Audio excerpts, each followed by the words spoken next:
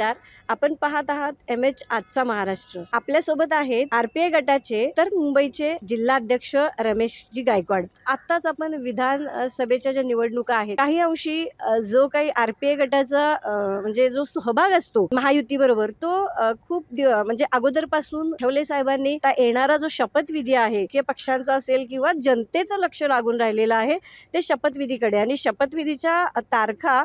बदलत जात आहेत आणि आता कुठेतरी ते 5 तारखेवरती गेलेले आहेत. पण गायकवाडजींकडूनच थोडंसं जाणून घेऊया. कसं आहे की महाराष्ट्रामध्ये आता महायुतीचं मॅन्डेट आल्यामुळं एकनाथ शिंदे साहेबांची शिवसेना, अजित पवार जे आहेत, भाजप हा नंबर 1चा पक्ष म्हणून महाराष्ट्रामध्ये आलेला आहे. आता गटनेता, मला वाटतं गटनेता प्रत्येक पक्षाला निवडायचा अधिकार आहे आणि गटनेत्याची निवड झाल्याच्या नंतर भारतीय राज्यघटनेप्रमाणे नंतर राज्यपाल त्यांना निमंत्रित करून सरकार बनवण्याचं त्यांना आमंत्रित करतात. तर काही म्हणजे आपापल्या पक्षाचे आता काही ठिकाणी काय झालंय की मराठवाडा असेल, पश्चिम महाराष्ट्र असेल, विदर्भ असेल, कोकण असेल,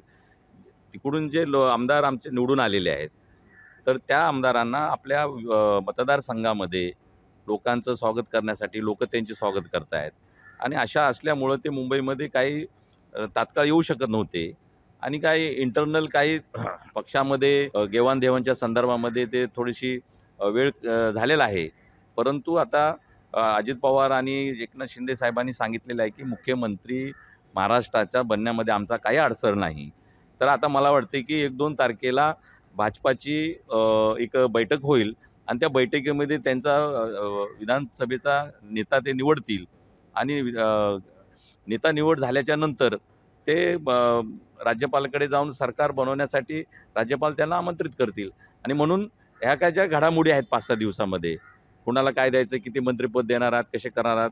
त्याच्यामध्ये जरी वेळ गेला असेल, पण तो आपण संविधानाने जे आपल्याला कायदे दिलेले आहेत त्या पद्धतीनं सत्याची वाटचाल सुरू आहे आणि मला वाटते की येत्या 5 तारखेपर्यंत 5 तारखेला महाराष्ट्राच्या मुख्यमंत्री पदाचे शपथविधी होईल असं आम्हाला वाटते. बरं मला असं म्हणायचं आहे सर की हा माझा नाही तर महाराष्ट्रातल्या जनतेचा म्हणजे एक प्रश्न असू शकतो की सध्या जी परिस्थिती राज्यात निर्माण झालेली आहे महाविकास आघाडी जी आहे त्यांनी असं सांगितलं की EVMचा मुद्दा असू शकतो म्हणजे EVMचे काही प्रॉब्लेम्स असू शकतात आणि म्हणून एक हाती सत्ता कुठेतरी मिळाल्याचं असं त्यांचा सूर आहे आणि काही ठिकाणी यावरती म्हणजे मतमोजणी होणार आहे जसं की औरंगाबाद मध्यमध्ये सुद्धा पुनर्मतमोजणी होणार आहे. तर यावर आपण काय म्हणाल? EVMच्या मुद्द्यावर काय म्हणणार आहोत आपण? आता तुम्ही पाहिलेलं आहे की 5-6 महिन्यांपूर्वी लोकसभेची निवडणूक झाली आणि त्या लोकसभेच्या निवडणुकीमध्ये महायुतीला जेवढं पाहिजे तेवढं यश प्राप्त झालेलं नाही आणि त्यावेळेस असं महाराष्ट्रामध्ये चित्र होतं लोकसभेमध्ये की महाविकास आघाडीला बहुमत मिळते, परंतु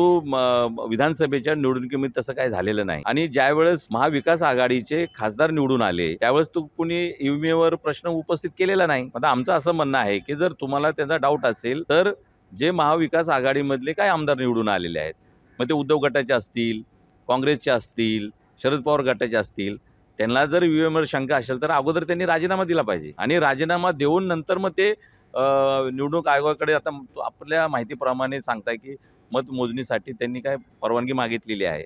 तर माझं असं मत आहे की मी बरेचशा काही निवडणुका पाहिलेल्या आहेत आणि EVMचा जो प्रश्न आहे ना त्या गडबडीचा मुद्दाच येत नाही, कारण का आपण जेव्हा वोटिंग करतो तर आपल्याला ते चिठ्ठी दिसते, आपण कुणाला मतदान केलेलं आहे, धनुष्यबाणाला केलं आहे का कमळाला केलेलं आहे, परंतु गिरके भी टांग ऊपर असा जो प्रश्न आहे. आता महाविकास आघाडीचा दारुण पराभव या महाराष्ट्रामध्ये झालेला आहे आणि त्याचं कारण तुम्हाला मी सांगतो की गेल्या 2.5 वर्षामध्ये ज्यावेळेस उद्धव ठाकरे साहेब मुख्यमंत्री असताना ते मातोश्रीवर बसून सरकार चालवायचे, मंत्रालयामध्ये ते गेलेच नाहीत आणि लोकांना माणसामध्ये गल्लीमध्ये शेतकऱ्याच्या बांधावर जाणारा मुख्यमंत्री पाहिजे.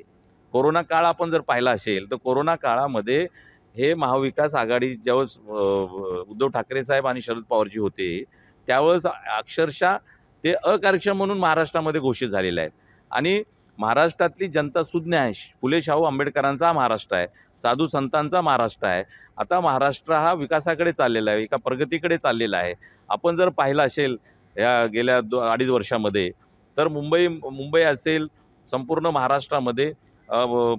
जसं समृद्धी हायवे झालेला आहे, कॉरिडॉर झालेला आहे, कोस्टल झालेला आहे, मेट्रो झालेला आहे, आमच्या लाडके बहिणीच्या खात्यामध्ये पैसे गेलेले आहेत, शेतकऱ्यांचं वीज बिल माफ झालेलं आहे, त्यांना मोफत वीज दिलेली आहे, एस टी कर्मचाऱ्याला बोनस दिलेला आहे, शासकीय कर्मचाऱ्याला चांगल्या पद्धतीचं ते बोनस मिळालेला आहे. आणि महायुतीचं जे सरकार आहे महाराष्ट्रामध्ये